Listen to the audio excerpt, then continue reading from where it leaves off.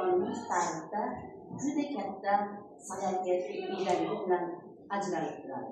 Buning sababi 7-8 asrlarda O'rta Osiyo mamlakatlaridan biri bo'lgan O'zbekistonda buyuk mutafakkirlarimizni, olimlarimizni juda ham ko'p yangiliklar, ixtirolar bilan dunyoga taratganligi bilan ajralib turadi.